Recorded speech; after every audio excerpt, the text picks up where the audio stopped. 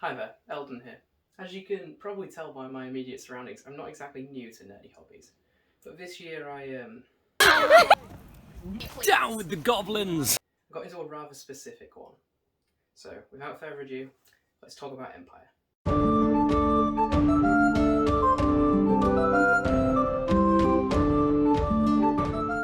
So, Empire is what is known as a festival LARP. Now, LARP stands for Live Action Roleplay.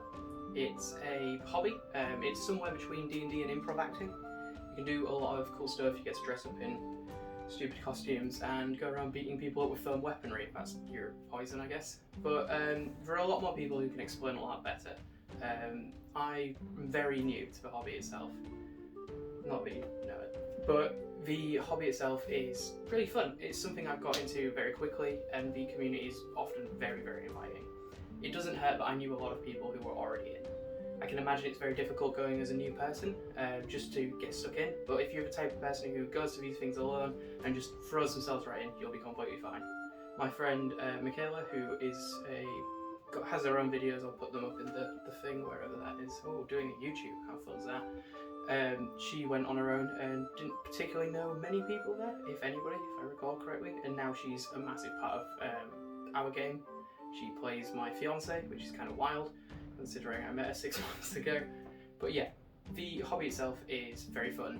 You can get stuck into it even if you don't know people. It's just making that step to throw yourself in. I think that the archetype of the lone ranger who sits in the corner of a pub not talking to anyone doesn't exactly work in this type of game. You've got to be a social character. It can work, it's just going to be a lot less fun. I'd recommend, if you're making your first LARP character, to throw themselves in, be a social character, be somebody who says yes to things. Just, make game for yourself and others is the best way of going about it. Now, I made my character, Percy, during lockdown. I was supposed to be going to my first game way back before lockdown. I was about to say a year, but lockdown has blurred my concept of time completely. So I was supposed to have gone to Empire as a child, which meant I wouldn't be able to do a lot of the things I wanted to do. But then lockdown came along and pushed my Empire experience back, which meant I could go as we call them full citizens. Citizens are anybody over 16 they're a proper player, and it's the best way to think about it is that they are a proper player. The Empire is built up of what are called citizens, and these are the players. The players are the game. They make the game, they make the politics, they make the intrigue, they make the adventures. It's best to think of it as a world rather than a game, I think. That you aren't interacting often with PD, so profound decisions, made plot. You are interacting more with things that players have done. I have made a game out of gossiping and whispering and spreading rumours. I'm basically Littlefinger. It's great. And yeah, I absolutely love that style of game. It's not for everybody, but I love that style of game. So I'm going to be speaking more about my experience in that game and how other people have really helped it. But first things first, I want to talk through the big important thing of how to make a character.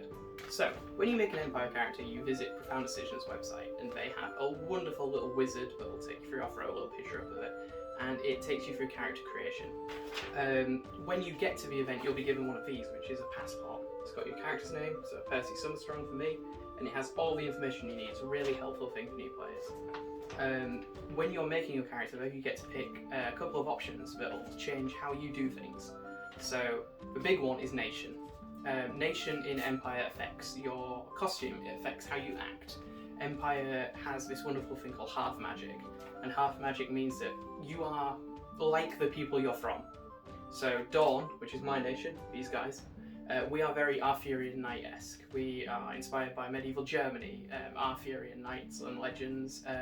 We have a large focus on tests and glory. Glory is the big thing for Dawn. It is the search for glory and what that means to you. Most of my friends are part of the Navarri nation. So Navarre is probably the most interesting nation in my opinion. I just like the costume of Dawn. Navarre is all about survival and fighting against this villain in the game called the Vallon, which is like plant zombies but weird. And I'm not qualified to speak about it. There'll be people who are much better at it, or I'll link the Empire wiki down at the bottom if you're fancying a dive. It's big, but it's fun. But when you pick a nation, that affects your look and feel and how you act and what archetypes are available to you. So it's good to have a look at all the different ones. I read through them all, and Dawn is just the one that I landed on. I really like the feel. I like houses. I'm a big Game of Thrones fan, so the ability to have a house was very cool. And heraldry here that I designed is just like, it's fun to see that in game. So Percy Summerstrong is a Dornish character. He is currently a Yearfolk, but not for very long. A Yearfolk is somebody who is not a noble, is the best way to describe it. Dawn is split into nobles and Yearfolk. Yearfolk can often hold better positions, but nobles can be like earls, and they're greeted with Sir, or Lord, or Lady, or Sir spelled S-E-R. When you make a character, you are opened onto a little wizard, and you get a number of points to spend. These you can spend on skills, but I went into Empire with none of them spent. You don't have to spend them at all, and that's a thing that isn't exactly clear to new players, and I think needs to be said a lot more. If you go with no skills, you can try things out. You can give being a healer a go, you can give being a priest a go, you can do all the different little bits, and you can then decide, even at the event, oh, I'd like to go to a tent called God, and that's where the offices are, basically. And you can go and use the computer at God and go like, I'd like to maybe put my skills into this. So that's what I did.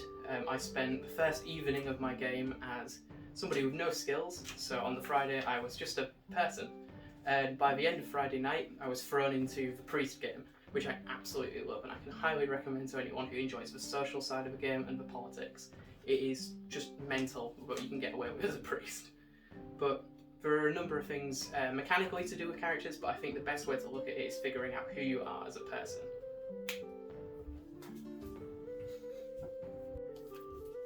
Talk about a book I like.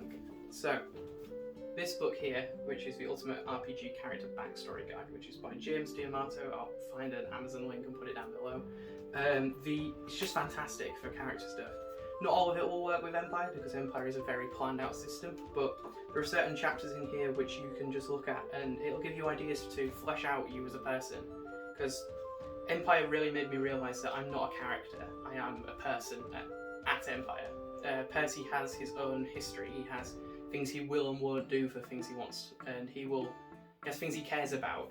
Weird little quirks and traits that I really love, and most of us came from this book.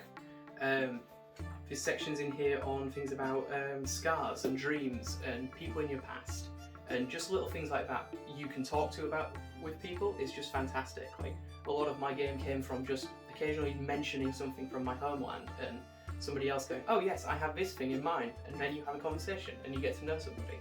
And Empire is really made of conversations.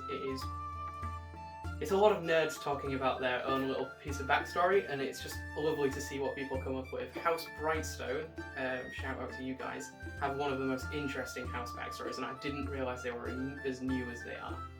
Just little things like that helps you Fat House feel old, it makes it feel important, and that doesn't have to just be in Dawn. Navari Stridings have histories, all groups do, and coming up with an interesting one gives you a massive benefit to the players and to the game and to all sorts.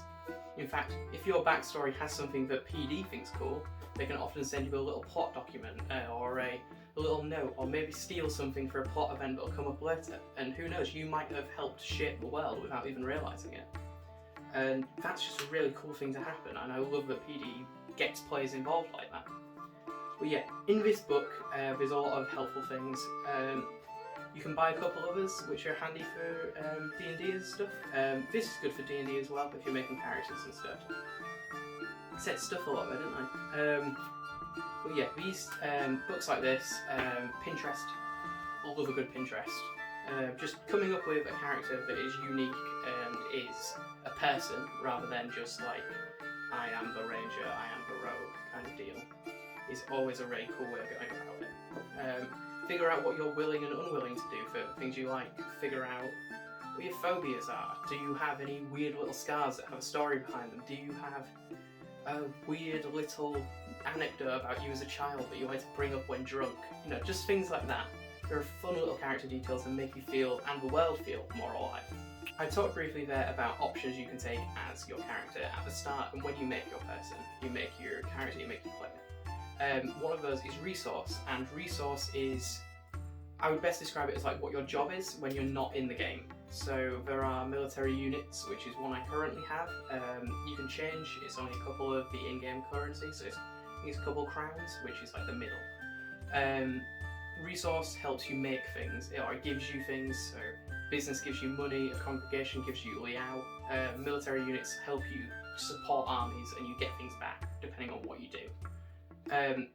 Because for the most of this year I've been a priest, well I am a priest, but I've been a mechanical priest as well.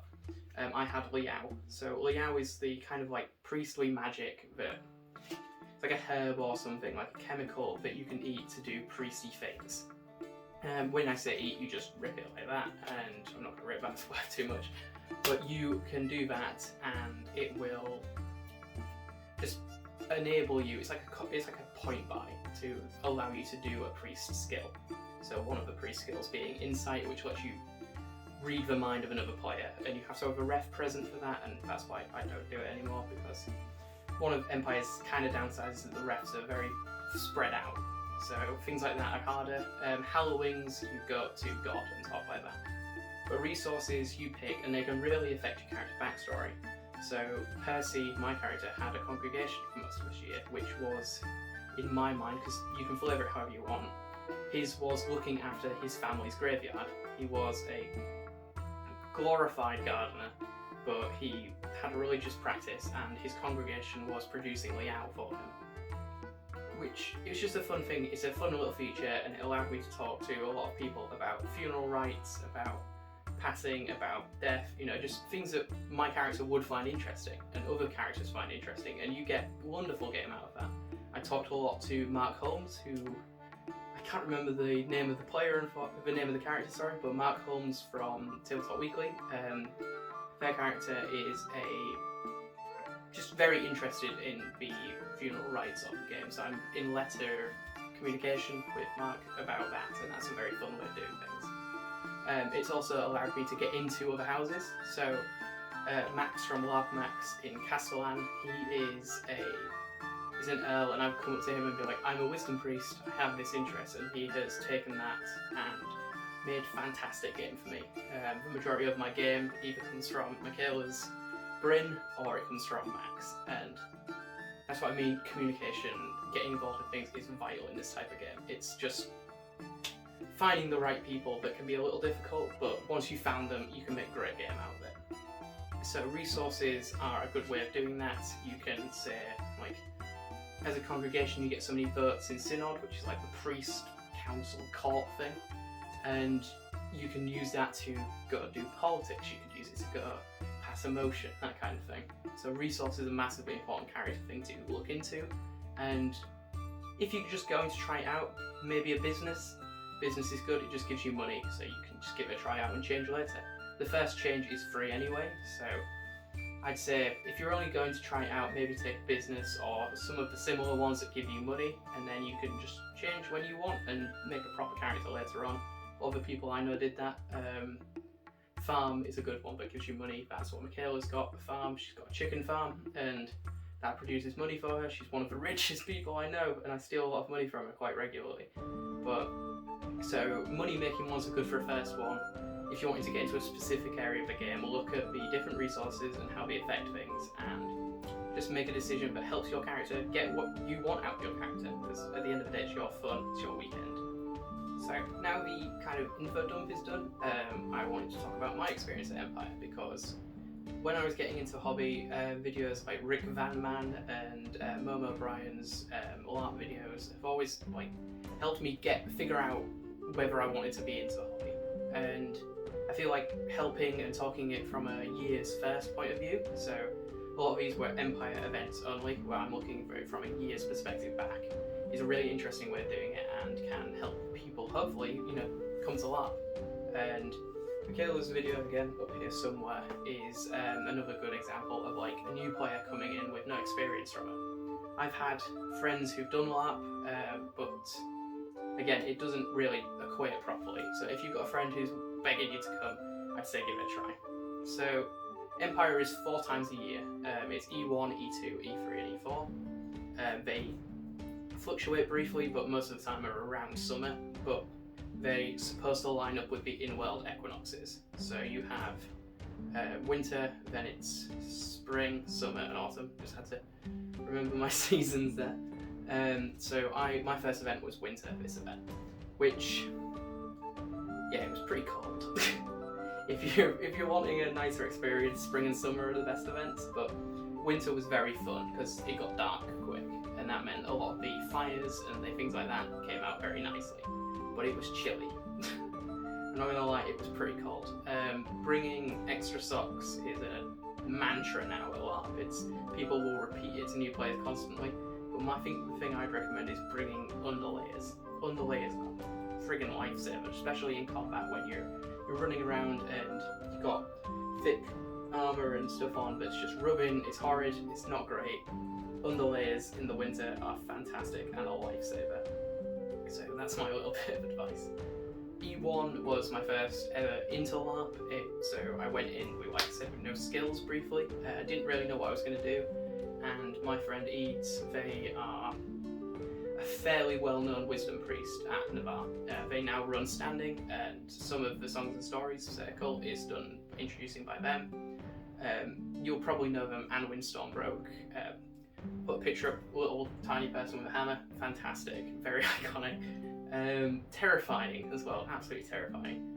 But Anwin introduced me to being wisdom priest, and I met my friend Matt there. Me and Matt had never met before, and now we're very, very close friends. But he plays Maxon, I play Percy, and they have become basically best friends through being thrown together as wisdom priests.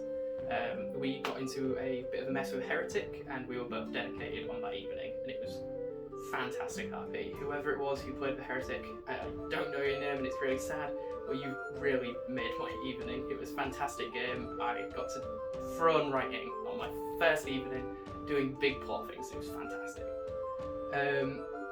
Most of E1 was spent walking around doing priesty things, and I really enjoyed that. I didn't really speak to many people, but I got heavy into the priest side of the games, and it was just fun. It was just nice learning curve to figure out what I wanted to do.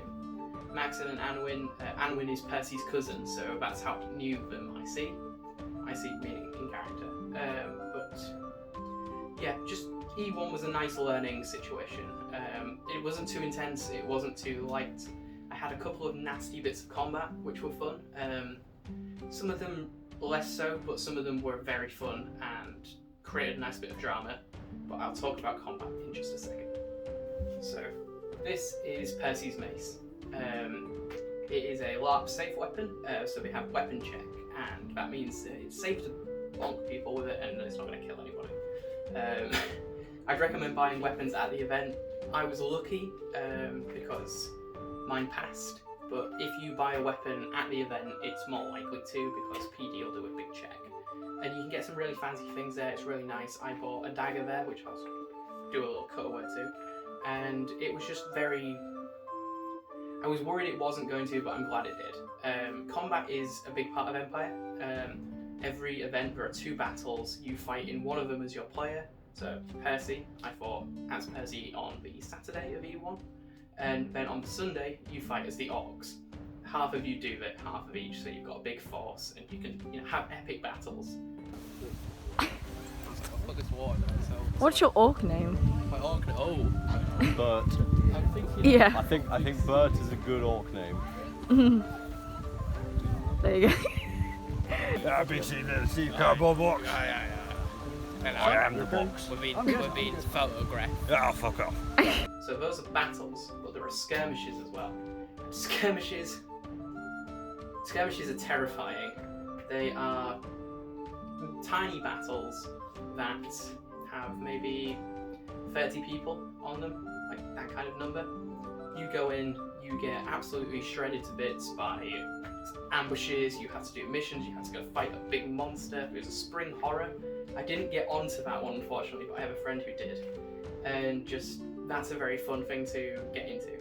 And skirmishes have little plot events, they have little things that can affect the battle on the Saturday or on the Sunday. They're on every day and you just queue up for them and hope you get it. Some people are invited, so Anwin was often invited on things because they have a name for themselves. Percy got dragged along on a couple because He had a big suit of armour and a shield, and that made him valuable. My first ever combat at Empire was a skirmish that a player who I don't know the OC name of, but I know the character name of as Captain Charge, dragged me along because I had a big shield and I had nothing to do. In that one, I was taken hostage by orcs, beaten near to death, and thrown through a wall. Less fun OC, but very, very fun after the fact. Got a lot of drama. Percy has a very little eye-catching scar down his head now that I added because of that, how badly that skirmish went. He spent most of Friday concussed, which is a traumatic wound. So if you do a very good injury RP, a ref will come up to you and give you a card sometimes. I got one that said I was concussed, so I spent most of the day concussed, and it was very funny RP. If you're new, skirmishes are deadly. Go with a friend, or go with somebody who you can say, like, get me out. Because they're very scary. Physics are the healers, and they are indispensable. Just get yourself to the hospital and get things checked. Because you will die. You will die. Empire is it's a fun game socially, but it's a scary game combat-wise, because at the end of the day, unless you are specifically training for it, like I am not, you're sometimes running around in armour and you're out of breath and you're forgetting to drink, so have an icy water carrier, which I have here, which you probably can't see on me, but it's get something you can drink out of, take water with you, do all the healthy things. But combat is scary, and make sure you have a friend with you who can drag you out and heal you up, or drag you to somebody who can, because they're intense. Don't do a me, don't do a corner skirmish on your own. But combat is very fun. I sometimes struggle with the environment of it because it's very noisy and I don't do well with that. So having somebody you're friends with OC as well is very important, because it's like, you know, do checkups. The OK symbol is often used to be like, you alright, let's break character a second, you good, and everyone will go, yeah, we're good. So that's an important thing to remember. But if you're interested in combat, definitely give it a go, it's very fun, but you don't have to. You can go non-con, which means you don't fight on either the Saturday or the Sunday, or you can just fight as the orcs if you want, you know, you can do that sort of thing. But I know plenty of people who are non-combatant and their game is just as fulfilling. In fact, my friend Curtis, who plays in the fair, they are non-combatant, and they just have a blast running around, solving problems, being a researcher, being the head researcher on the board, which is it's one of the titles, and it's very cool. So non-combatant is still very fun. I just have a lot of fun being able to whoop people with mace, or getting more often than not shot by arrows. How do I begin to talk about E2? E2 was the second event of Empire. It is the spring solstice, I think. Yeah, spring solstice. I often forget if it's an equinox or a solstice, but spring is a solstice. Spring is mental at Empire, especially for Dawn and Navarre. They have festivals going on. Dawn has its Festival of Flowers, which is... Flowers in Dawn have messages, every house has their own code. I'll throw up a little picture of the Summerstrong code here. But they are like a coded way of revealing to somebody your feelings or to pass a message along. And Dawn encourages romance in its brief. You don't have to, it's just like a thing, and I thought, I'm playing an Arthurian knight, I kind of want the aesthetic of walking around doing the Renaissance walk and being romantic. So I contacted my friend Michaela, who I met at E1, and OC, and discussed a low-stakes romance with Bryn. Bryn is a polyamorous character. She has plenty of partners who her plan originally was to collect them. I don't know if that's still the same, but it was a running joke that Bryn had a lot of partners. So to me, in my mind, it was like, oh, I'll just throw myself into the bag, do that kind of thing. It won't be too high stakes. We'll just have a romance at spring and then kind of move on from that.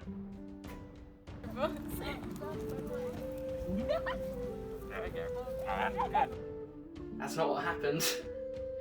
So I spent E2 being overly romantic and Dawnish under the effects of the Romance Festival, or the Flower Festival. And yeah, I didn't realise how much of that would be my future game. Bryn and Percy are now engaged, and it is genuinely one of the best bits of my game at Empire, is being, just having a link like that makes it very fun, and it has, you know, I now have personal stakes, Percy has a goal, there's a lot of things like that. Bryn has her own stories and it's fantastic, and you know, we don't spend every moment together at Empire because that would be weird, and she's got her own physicky things going on which is really cool, and I'm not qualified to speak about, so again, go visit that video because physics stuff is cool as, and my plan is eventually to become a physic if Percy dies or if I change nation, things like that. Physicking is so cool, and with these magic things going on there, it's just a really cool character. Big fan. But Percy is his goal is to basically settle down. He wants to leave the world behind now, and that isn't a thing I saw coming, and it's come about naturally, which is really nice. So that little, oh, I need a low stakes romance for this festival, has turned into a massive piece of my character, and I really, really enjoy that. Another thing that happened that spring was I got involved with House Castellan. Castellan is a house run by LARP Max, Instagram, the link will be down below, and they are great people, just lovely, it's a lovely community, and they are one of the Houses of Dawn, and I got involved with Castellan just as like a kind of little schemy boy, a little lad. I was very unimportant, I was a year folk, so I'm not a noble, can't really do much. I followed Baldwin around, I said, oh, I'll help you with this thing, la-di-da-di-da. But the majority of spring was spent doing a romance, which is kind of funny. But, big shout out to the Senate Motions guy. It's ace, and I love it. So Senate Motions is a dance club, not as in like a rave dance club, but like it's dancing lessons as in like formal ballroom dancing. And Bryn and Percy had their kind of like first date there, and it is now a tradition that we go every year, and more of our friends have started coming, and it's just fantastic. It's genuinely one of the best things about Empire, and I love it so much, so thank you to that guy, because it's ace, I love it, it's just fantastic. So E2 was the biggest event character-wise for me. I spent a lot of time fleshing out Percy, what he believed in, his political ideologies, which are kind of interesting when it comes to Empire. He is a believer in the greater good. Not as a virtue, he's a wisdom priest, he's not a heretic, but he is a proud believer in doing what's right, no matter the stakes. He is, or at that point in time, when he was young, his dad had just died, and just lots of bad things were happening. He believed in doing what's best, and he used a hallowing on a knife, which again I'll show a picture of, which forced him to work for the greater good. He pushed that kind of mindset. Then through other interactions with characters, he began to realise that he's actually quite good at politics, and became somewhat of a middleman for House Castellan, helping out with the election in the next event, and just spring really brought together him as a character, and I really like that. And that's a great thing about Empire, is you go in with what you think is your character, and a random discussion with someone else can send you on a massive different path, and that's great, and I love it. And it's one of the things that I like the best about Empire, is the characters seem to grow naturally from, you know, child Percy to schemy politics, noble-esque character, or soon-to-be noble character. And just little developments like that are really fun ways to like bring the characters together. And I think it's just nice to see them grow. Now, E3 was a big event politically for Percy, but it was also a big one socially. He grew a lot as a character again, but the big thing at E3 that I like to discuss is this. Baldwin's election. Look at that, it's my senator. Yeah, Baldwin was running for senatorship of Weirwater, which is a Dornish territory, and it's one that's been held by the same group for a long time. And me and Baldwin went around talking to people, getting them to vote, getting them to... Dornish nobles have a little ribbon that says it's a vote, it's called a favour, and we had to collect them. So we went about persuading people, lobbying, that kind of thing. It was great. And I absolutely love that side of the game. Thank you, Max, for letting me tag along and annoy you the entire time. But after an onslaught, basically, of us running around going, would you like to hear our policies? Would you like to do this thing? We're going to screw over this Dornish house. We got the senatorship and we won. And we had discussed a lot, about things that our characters had done, which were less than moral sometimes. And succeeding through the right way was a massive step towards Percy's kind of like redemption-y arc, where he kind of realised that I don't have to be this underhand person to get ahead, I can just succeed, I can be good and still push for the greater good. So that was a massively important thing. Thank you, Max, again, so good. This was the event I kind of mainly joined. I didn't join Castellan. Percy is a Summerstrong, which is his own house. I've got some friends who are part of Summerstrong. They haven't been to an event yet, but they're coming soon. But Castellan and Summerstrong are distinctly different houses. It's just that Percy, he's on his own and he believes in Castellan. He believes in Baldwin. So he is helping no matter what. House Castellan. Ursi, very lovely people. I think you're fantastic. Hi to everyone. Steph, Max, you guys are just so cool, and just thank you for letting me get into that game because it was ace. But Percy unofficially joined Castellan and just thought, you know, these are the people I believe in. These are the people I want to push forward and help. So I spent a lot of time with Castellan that event. We did a lot of politics. I spent less time with the Navari this time, which is. It was nice to be in Dawn, but I kind of missed a little bit of the culture, so I still spent my evenings with Navarre. Lots of great things. Songs and stories. That's what I wanted to talk about. Songs and stories is ace. Every evening in Navarre, apart from a Sunday, because there is no evening on Sunday. Don't know why I said that. Songs and Stories is a gathering of people sat around a big fire pit. It's ace. I'll put the picture of the fire pit up. Yeah, it's great. You sit there, you clap along, you can sing, you can walk up and sing a song, tell a story. There's a lot of Longest John's covers there, so if you're a fan of Longest John's, it's a really cool place to be. A lot of people write songs specifically for Empire, so the songs themselves are like tellings of things that happen at events. I heard a song at a Dornish funeral on E4, which was written about an event I witnessed, and that was amazing. It was just... It makes the world feel so real, and it's one of my favourite things about Game of Thrones is when you hear Rains of Castamere, you hear Hands of Gold. That happens, and it's really cool. So, like, my friend Baldwin, he knows a character called Mercy, who is a bard in Dawn. I know Anwin, who is Ead's character. Anwin is a musician at Empire, plays the flute. Just... People are really cool at Empire and have these wonderful skills and these wonderful stories and songs, and you don't have to be Navari to go. Just go and watch. It's amazing. It's like a free music festival every night. It's great. And get up and dance and make sure you stay to the end. There's a wonderful little thing called On the Wall, which is a Jamie Wakefield song that is sang every evening at the end near time out, which is when you stop being in character.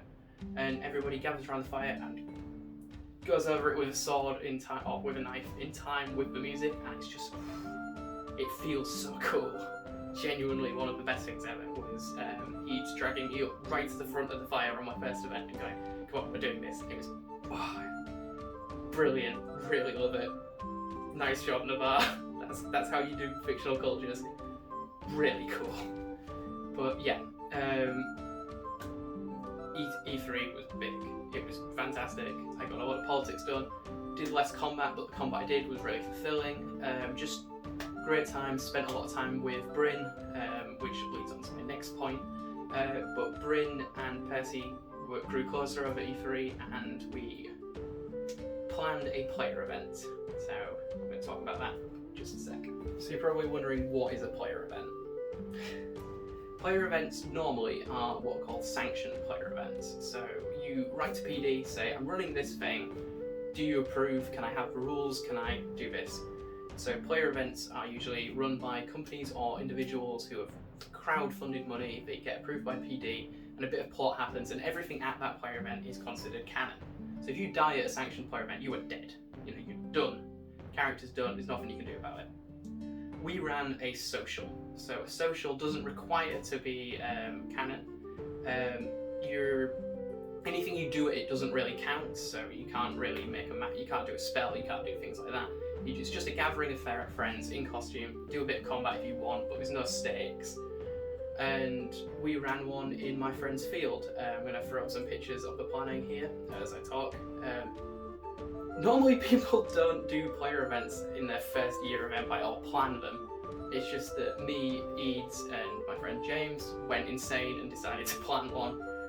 We did a Dornish tournament in Percy's hometown, which is called the Summerhold. We had archery, we had fights, we had blind knife fighting, we had songs and stories, for a little thing up here. And we had just a great time overall. But the secret plan of the player event, which was secret to everybody apart from the couple of people involved, was that Percy was asking Bryn to marry him. And he rushed in real quick, actually, considering it's been like 3 months, but yeah, you know, it's medieval times, you don't know when you're gonna die. So Percy had to undergo a number of challenges which were planned by Eads and I had no knowledge about, and they were to prove my worth, which is called a test of ardure in Dawn, and it is a practice that you prove your worth, prove your glory, and then if you succeed, you have permission of the house and the person to be involved romantically, to get engaged, get married. The other thing that happened was the Lawn, which is plant zombies I talked about earlier. Percy's dad was killed by the Lawn back in the gap between E1 and E2. Just a little backstory thing that I threw in to flesh him out a bit, make him scared of the Lawn, because I thought it was a fun phobia to have. When you get killed by the Lawn, you come as a husk. So a husk is like a zombie. And we decided it'd be really fun to have a Lawn fight at this player event. So we had people in costume with vines and white makeup on, stumbling through. I think I've got a picture of some bits here. But there is one little hitch about what we did at the player event. Percy's dad came back as a husk. Played magnificently by my friend James. He had Percy's tabard on, I had to run out in armour. So they were doing a little meal around the fire and I stumbled in covered in blood going like, "There's a husk attack, we don't know what to do, everyone come help." And they ran out and some of our friends had got into the costumes. Curtis, our friend, had a massive ghillie suit on to be what's called there's a Volon monster. I can't remember if it was a Marshwalker or if it was a Dryad, one of the two, and he was terrifying, stumbling out of the woods towards us in a big suit, and loads of people shumbling around as zombies. We brought in a couple of friends. My friend Danielle, fantastic. Great job for someone who's not a LARPer. It was great. It was really cool and the combat went down really well. But the big one was that Percy saw his own dad's husk and had a breakdown. It was great and it was a really nice character moment. I cried about it. It was great. It was a lovely little bit of RP and it was some of the most intense RP I've ever done. And then later that evening he told a story around the fire about how his house had formed, about his parents, things like that, and then at the end of that speech asked Bryn to marry him.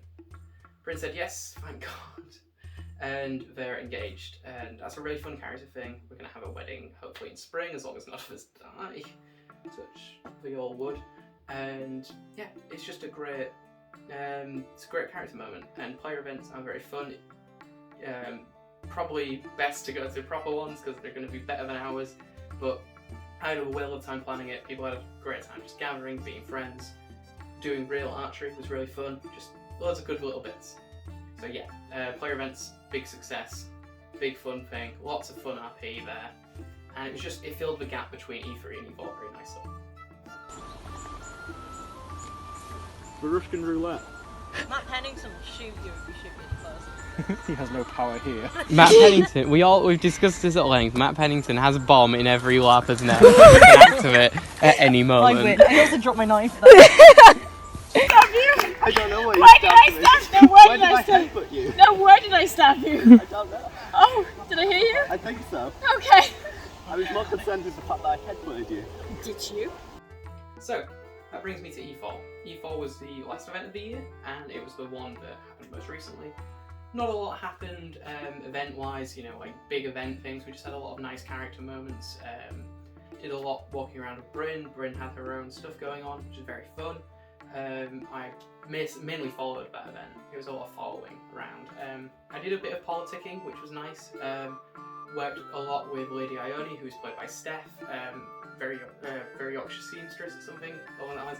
I'll put the actual thing up here because I'm very terrible with names, but check them out. Their work is it's ace. The tabard that Hugh Farrier wears was made by Steph and just very cool. Baldwin's nice kit stuff is all by Steph. It's ace. Just really cool. Yeah, just doing little bits of gossipy Game of Thronesy style politics with Steph and with Silas was just so cool. Or just having little chats, arranging priest things, all great. I did a lot with the Navarre this time.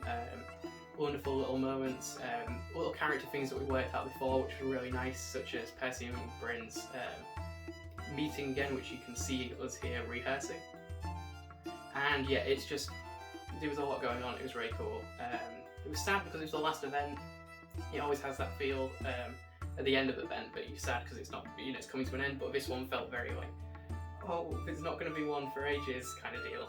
And it was sad, but it, you know, it was a happy event. So a lot of good things happened.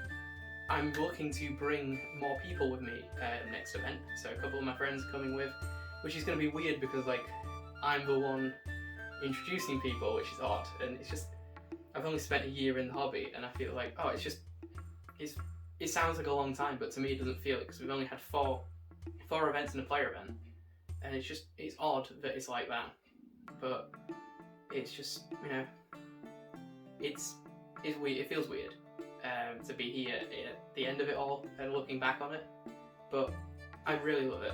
It's genuinely the best hobby that I have now, and the amount of people I've met through it, who I play D&D with, who I'm working on projects with, who will probably appear in later videos, and just, it's genuinely like one of the greatest things that's happened to me. I love it so much. It's great. If you're thinking about doing it, please give it a go. It's fantastic. It looks intimidating to get into, but the people are lovely. There's always stuff to borrow. You don't have to spend a ridiculous amount. Most people will be available for concession, which brings the price down, and if not, I'm going to put a link in the thingy, the doodad, which gives you some money off when you go, if you use that link with a referral code type of deal. So do that. If you're interested, make sure you're spending the cheaper amount, that kind of thing. If you book your tickets in advance, you get it even cheaper. It helps make the hobby a lot more accessible to different people from different economic backgrounds, which is the goal. You want as many people there as possible. You want people to enjoy it. Again, the other thing is like, if you're having a hard time, there are badges you can get which are made by these people here, and they are the anxious badge, which means people just occasionally talk to you and like ask if you're doing okay and put you into the game, which is great. Pronoun badges are also available from the same people and also these people here, and they're just, you know, great. A lot of people wear them. It's never addressed if you're worrying, but it'll be like, oh, why are you wearing a wooden badge with some pronouns written on it? Because nobody cares. It's great. You know, it's part of the game. It helps people feel better. It helps make the game more accessible, makes just more enjoyable for everybody there, and things like that. Just great stuff. Big thanks to those guys. If you're new, feel free to come talk to us. We're, you know, friendly faces kind of deal. I'm always open to talking to new people. A couple of people who've come through a lot through Michaela, through Bryn, they've come up to me and said like that kind of thing. It's great. That's fantastic. It's made our events a couple times, and just basically get involved, have a fun time. It's genuinely one of the best hobbies I've ever been a part of. It's great, and that's coming from somebody who is like the madman of wasting time doing stupid hobbies. But yeah, I think that will conclude the big discussion, the big talk. Yeah, it was just great. I'm going to probably throw up some little photos and things taken by different people. The credits for those will be either on the picture or they will be in the description or on a little caption next to it. I haven't quite decided yet. But yeah, have a look at photos, have a look at the wiki, have a look at the website. There's a lot of good things to do. if you liked this video, do the whole things. I'm not going to be a cringe-ass YouTuber and be like, go ring the bell, but it does help, apparently. So yeah, thank you. Hope to see you at the events, and if not, just hope to see you guys in general. Bye!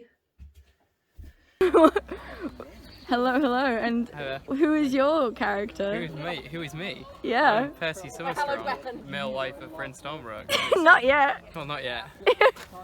Gotta stay alive for like 3 more events. One more. Two more, I think. Okay, man can't do math. Man can't do math. Are you blinded by the sun? Are you okay? No, I'm kind of. Okay, cool. I'm in the sun. It's fine. Basking. Basking. So I would ask you about your character, but I feel like people. Yeah, I'm the fan favourite, is what it is. Yikes. You know the one who is always talked about, big old purse. Yeah. Got recognised Observe. at this event. I did get Just recognised for being- as your partner, which is kind of terrifying. Yeah, that's all you get credited for. Yeah, it is. So. Absolutely not. Not on this professional set, you don't.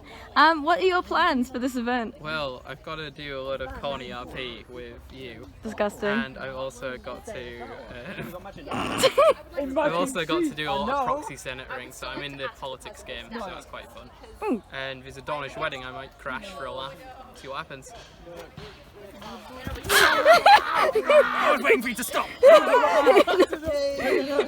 Okay. And what's your opinion on what just happened? How do you feel? How do you feel about the fact that you just got stabbed 47 times in the chest? No comment. No comment.